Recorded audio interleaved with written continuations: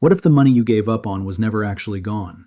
What if, right now, there is something sitting unclaimed, overlooked, or quietly waiting, and the only reason you haven't touched it is because someone told you it was too late, or because you assumed the window had already closed?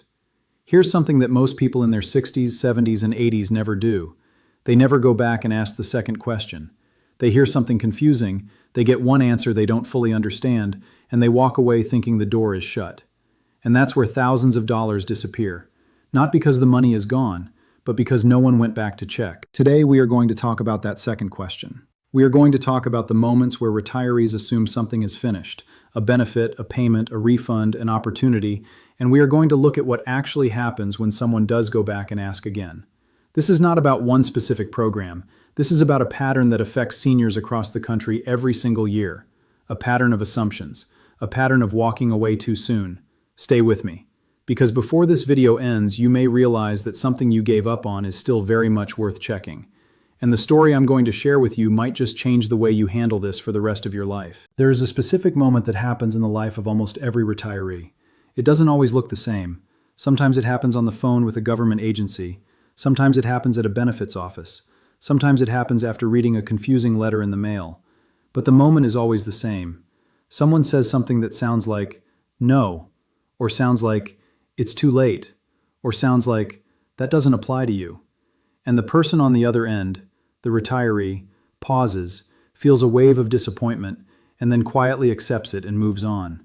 It sounds so simple, and it is so costly. Here's why this matters. The systems that manage retirement benefits, Social Security payments, Medicare, tax refunds, and unclaimed property are enormous.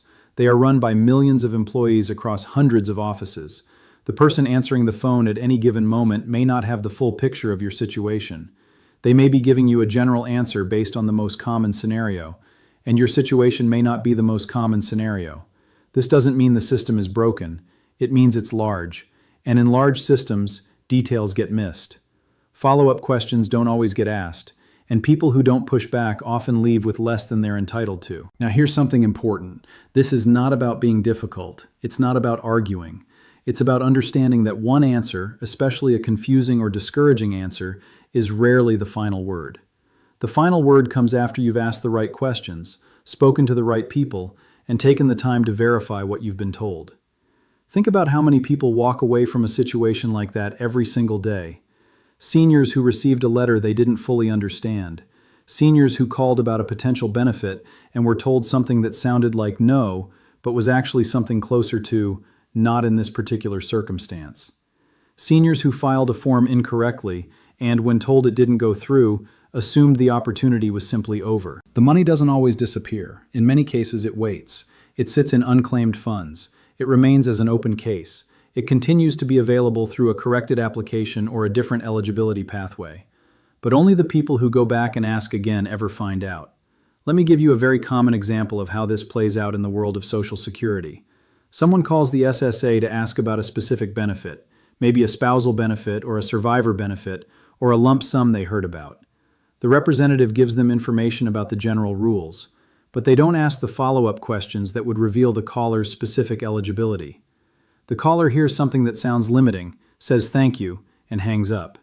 Months pass, sometimes years, and that benefit, the one they assumed was not available to them, was available the entire time. This is not a rare scenario. It is, in fact, an extremely common one.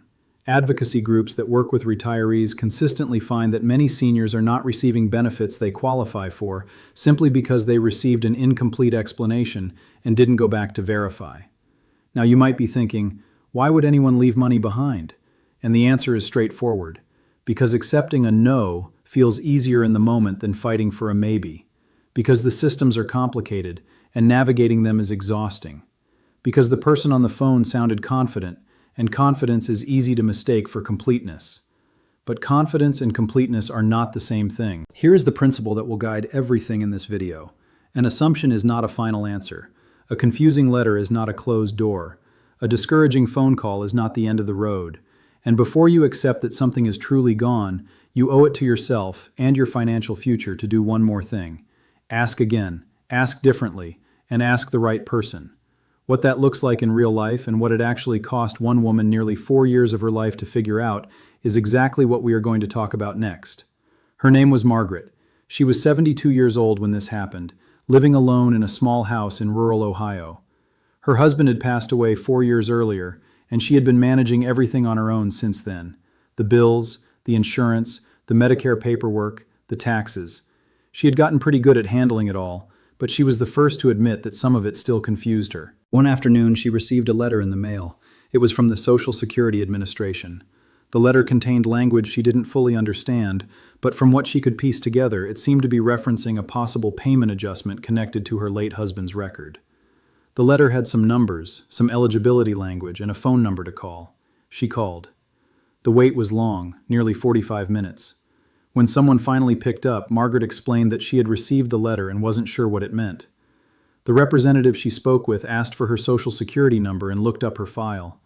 After a few moments, the representative said something that Margaret interpreted as, the adjustment had already been applied to her account and there was nothing further to do. Margaret said, "Okay, thank you," and hung up. She put the letter in a folder and moved on. 2 years passed. It wasn't until a neighbor mentioned, casually over coffee, that she had received a back payment from Social Security after her husband passed away, that Margaret felt the first flicker of something.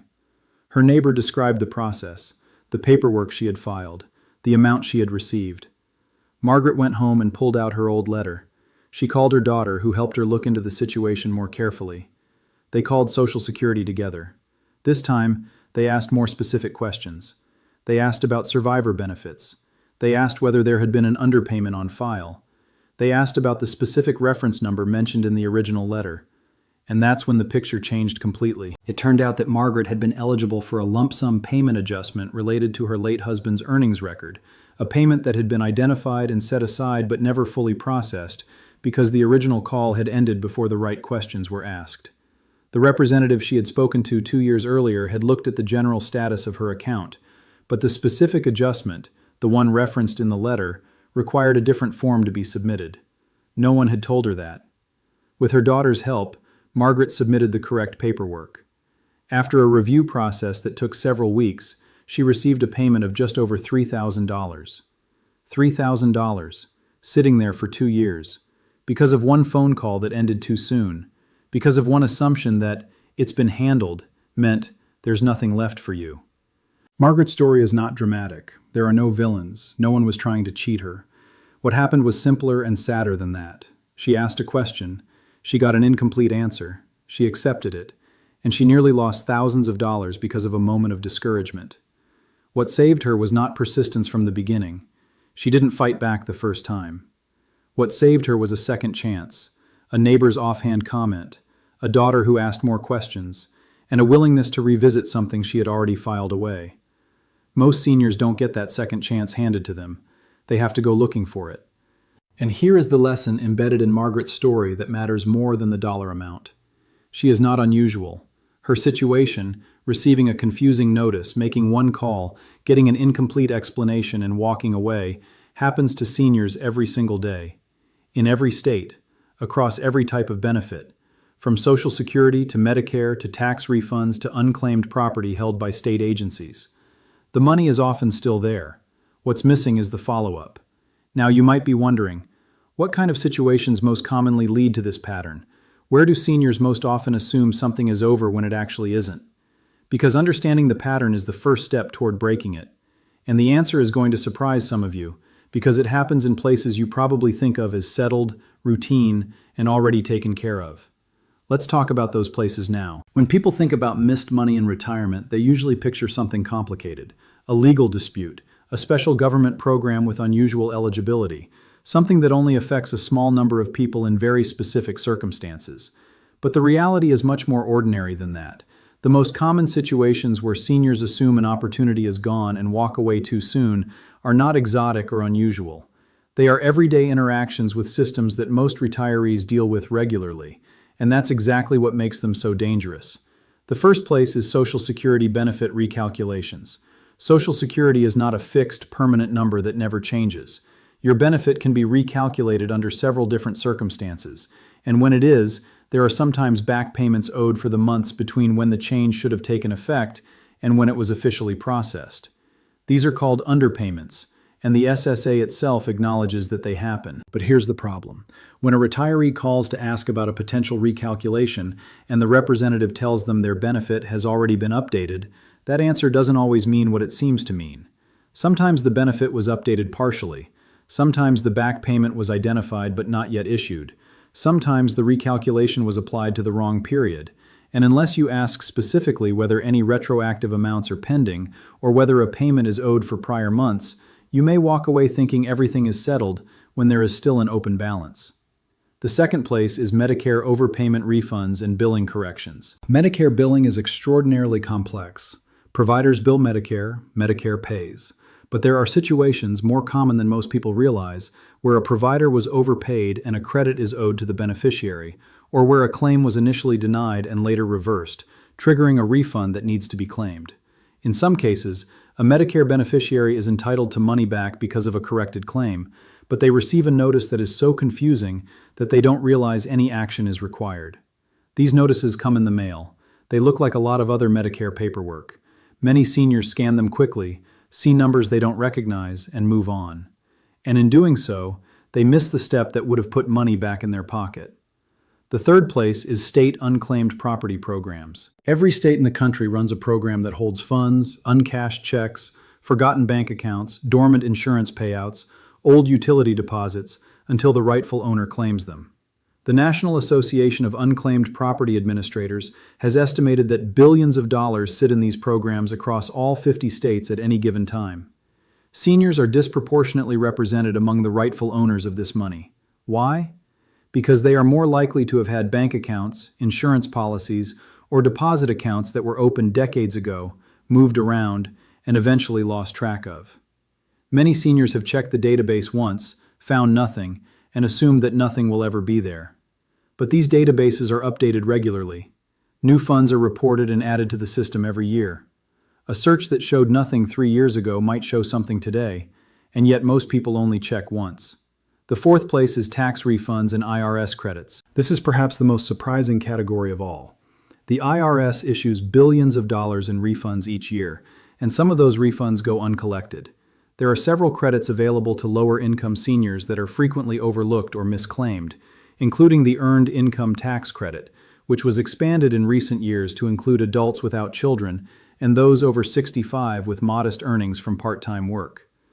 Many seniors assume these credits don't apply to them because they associate them with younger, working families. Beyond credits, there are also situations where an amended return should be filed, correcting a past year return to reflect income that was reported incorrectly or a deduction that was missed, and the result is a refund owed to the taxpayer. The window for filing an amended return is typically 3 years from the original filing deadline. That means there is often more time available than people realize. But many seniors, told once that the return looks fine, never pursue a review. In all 4 of these areas, the common thread is the same: a complicated system. A single interaction that felt conclusive, an assumption that the door was already shut, and money that remained available, often for months or years, to anyone willing to go back and ask the right question. Here's what makes this especially important to understand. None of these are situations where someone has to fight a battle or hire a lawyer or prove they were wronged. In most cases, all that's required is a phone call, a document review, or a new search.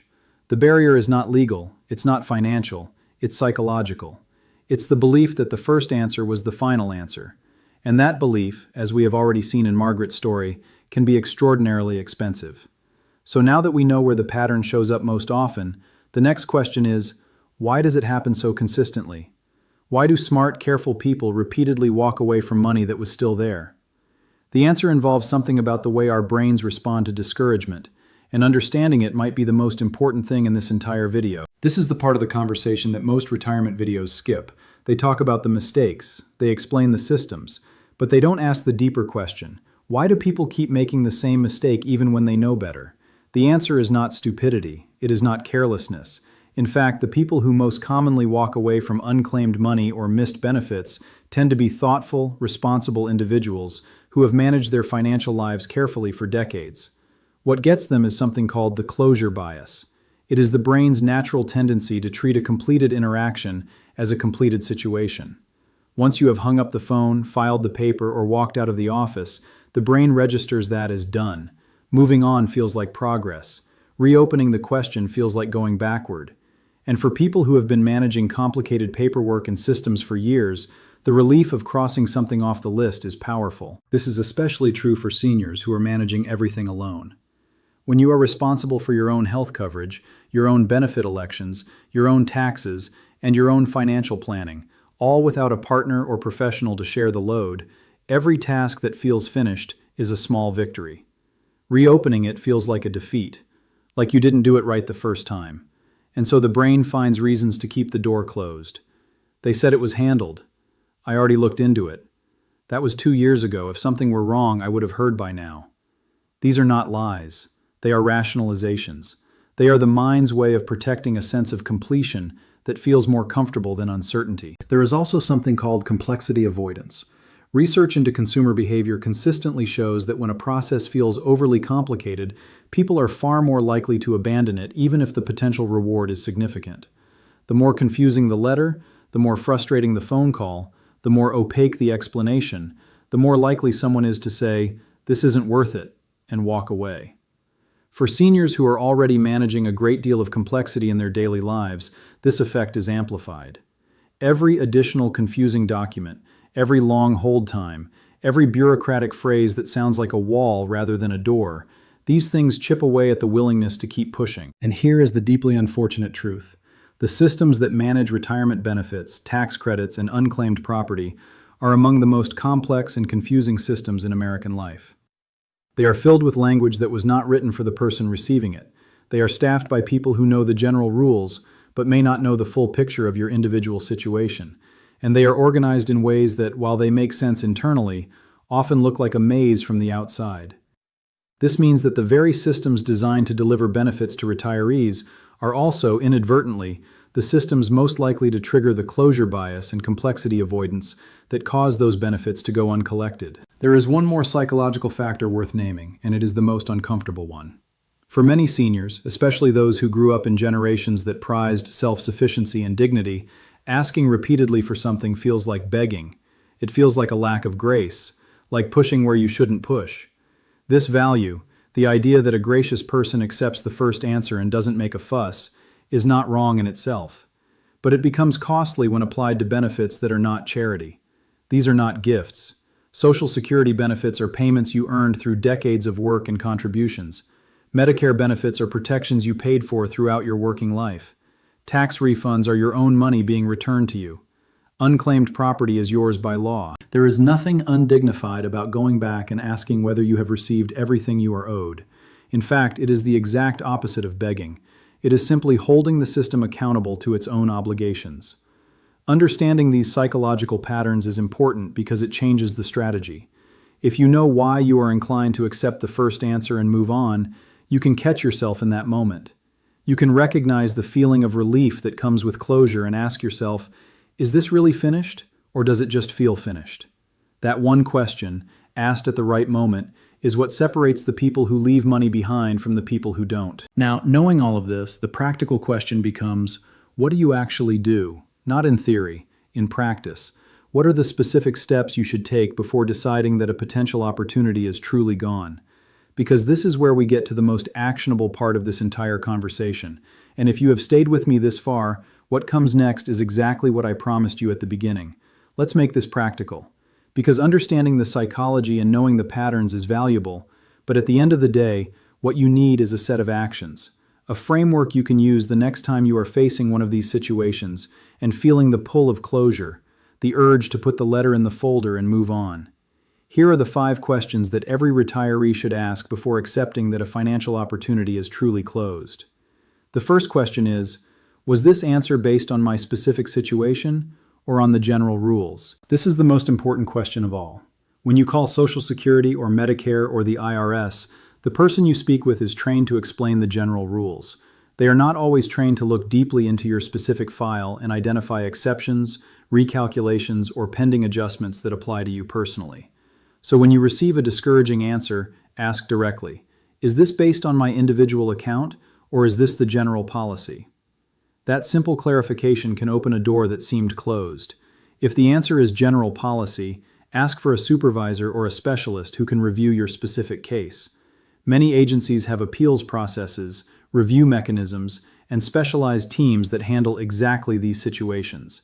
The general call center representative is often not the final word. The second question is there a form I need to submit or a step I need to take for this to be finalized? This is the question Margaret didn't ask.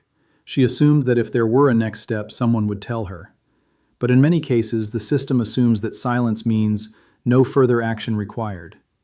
If you don't ask whether there is a form to submit, a verification to complete, or a request to file, no one may volunteer that information.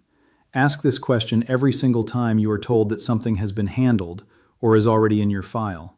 Ask, is there anything else I need to do from my end for this to be fully processed? You may be surprised by the answer. The third question is there a deadline, and if so, how much time do I have? Many benefits, refunds, and claims have windows, periods of time during which you can act. These windows vary widely. Some are a few months, some are 3 years, some are rolling and reset each year. The existence of a window does not mean the window is closed, but you cannot know whether the window is still open unless you ask. If you are dealing with a situation that feels like it might involve a time limit, ask specifically, is there a deadline for me to take action on this, and when is it? Then write that date down. Because once you know the window is still open, procrastination loses its justification. The fourth question is, who else should I speak with to make sure I have the complete picture? Every large system has specialists. Social Security has benefits counselors. Medicare has state health insurance assistance programs, commonly called SHIP, that provide free, unbiased counseling to Medicare beneficiaries. The IRS has taxpayer advocate services. State agencies often have senior assistance divisions. When you have been given an answer that seems discouraging or confusing, asking, who else can I speak with to make sure I have the full picture, is not a confrontational act. It is a practical one. Specialists often know details that general representatives don't, and free resources like SHIP counselors or Social Security advocacy groups exist specifically to help seniors navigate exactly these situations. The fifth question is, have I checked the unclaimed property database recently? This one stands slightly apart from the others because it doesn't require a triggering event. You don't need to have received a confusing letter or made a discouraging phone call. You can do it at any time. And you should. Every state has a free, searchable database of unclaimed property. You can search your own name, including previous names, maiden names, and variations in spelling. You can search the names of deceased spouses. You can search for a deceased parent if you are a legal heir. The process takes 10 minutes, and there is no cost. The national resource missingmoney.com allows you to search multiple states at once. The official website of your state's treasury or comptroller will have the most current information. If you have never searched, or if you searched more than a year ago, it is worth doing again. These 5 questions are not complicated. They do not require legal expertise. They do not require confrontation. They simply require a willingness to keep the door open a little longer, to resist the pull of closure until you have genuinely confirmed that there is nothing left to find. Because the difference between Margaret's first call and her second one wasn't luck. It wasn't connections. It wasn't special knowledge. It was simply that the second time, someone asked the follow-up questions. Someone said, "We're not sure this is finished. Let's check again." That willingness, to go back, to ask again, to resist the comfortable feeling that it's all been handled, is the single most valuable habit a retiree can develop when it comes to protecting their financial life. And it brings us to the final piece of this conversation. What does not giving up too soon actually look like as an ongoing practice, not just in one situation, but as a way of approaching retirement finances for the rest of your life? There is a difference between a one-time action and a habit. Going back to check on a specific situation, the way Margaret eventually did, is a one-time action. It is valuable. But what makes someone truly protected over the long term is turning that instinct into a regular practice, making it part of how they approach their financial life. Here is what that looks like in practice. First, it means treating every confusing notice, every unclear letter, and every discouraging phone call as an open file rather than a closed one. Not forever. You don't want to spend years worrying about every piece of mail, but for a defined period of time, maybe 30 days. During those 30 days, before that interaction is truly filed away as handled, you ask yourself, did I get a complete answer? Did I ask the specific questions? Was there any next step I should have confirmed? If the answer to any of those questions is, "I'm not sure," then the file stays open a little longer. Second, it means creating a simple system for tracking important interactions with government agencies and financial institutions. You don't need anything elaborate: a notebook, a folder on your computer, even a stack of physical papers organized by date. What matters is that when you have a conversation with Social Security, Medicare, or the IRS, you write down the date, the name of the person if you can get it, and the key points of what was said. This practice has two benefits. It creates accountability. If something turns out to be wrong, you have a record of what you were told and when. And it creates a natural review trigger. When you look back at your notes a month later, you can assess whether the situation was truly resolved or whether a follow-up is needed. Third, it means scheduling a periodic financial review, not a full audit of your entire life, but a simple check-in. Once a year, or twice if you are dealing with significant changes, sit down with your key documents and ask yourself a few simple questions. Is my Social Security benefit correct for my current situation? Has there been any life change, a spouse's death, a change in income, a change in health coverage that might affect my eligibility for something? Have I searched the unclaimed property database in the past year? This review doesn't have to take long. An hour or two once a year can protect you from spending 1,000 hours dealing with a problem that built up over time because no one caught it early. Fourth, and this is perhaps the most human piece of advice in this entire video, find someone you trust to be your second set of eyes. Margaret had her daughter. Not everyone has a family member who can step in and help, but there are free resources available to seniors in almost every community. Area agencies on aging provide guidance and referrals. SHIP counselors offer free Medicare advice. Legal aid organizations help seniors navigate benefits disputes. AARP has resources and volunteer counselors who assist with benefits questions and tax preparation. You don't have to navigate these systems alone. And the people who work best in these systems, the ones who miss the least, are the ones who have learned to lean on trusted help when the complexity becomes overwhelming. The goal of all of this is not anxiety. It is not to make you feel like the financial world is out to get you, or that you need to fight for everything you have. That is not the message. The message is simpler.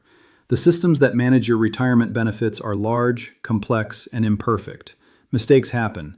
Incomplete answers happen. Opportunities are sometimes described in ways that make them sound unavailable when they are not. And the only real protection against those imperfections is a habit of staying curious, asking the follow-up question, and giving yourself enough time to get a complete answer before accepting that the door is truly shut. Because most of the time, the door isn't shut. It's just waiting for someone to push it again. We started this video with a simple question. What if the money you gave up on was never actually gone? By now, I think you have a sense of just how real that question is. Margaret's $3,000 sat in a file for 2 years. Not lost, not spent, not canceled. Just waiting. Waiting for someone to ask the follow-up question.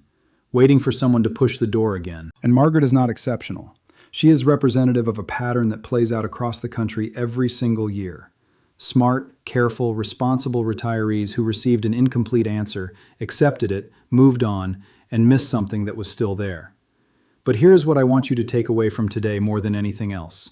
You are not behind. You are not too late. Even if you are thinking right now about a situation from 6 months ago, or a year ago, or 2 years ago, an answer that didn't feel quite right, a letter you put in a folder, a call you made that ended with more confusion than clarity, it is worth going back. It is worth asking again, with one of those 5 questions, with a willingness to say, I'm not sure this is fully resolved. Let me check one more time. That is the habit that protects you, not luck, not perfect knowledge of every rule and regulation, just the practice of asking the second question before accepting that the answer is final. If there is one thing you do after watching this video, let it be this. Think of one situation from the past year or two that felt unresolved. One letter you didn't fully understand. One call that left you more confused than you started. One benefit or refund or payment that you assumed was either handled or unavailable. And take one step, just one. Call someone, search the database, ask a SHIP counselor, pull out the old paperwork. You may find that there is nothing more to do, and that knowledge will give you real peace of mind. But you may also find that the door was never closed, that the money was never gone, that all it took was one more question. That is worth 30 minutes of your time. If this video was helpful to you today, please share it with someone who needs to hear it. There are seniors all around you who are walking away from money that's still there, not because they don't deserve it, but because no one told them it was worth checking again. Thank you for watching. Take care of yourself and don't stop asking the second question.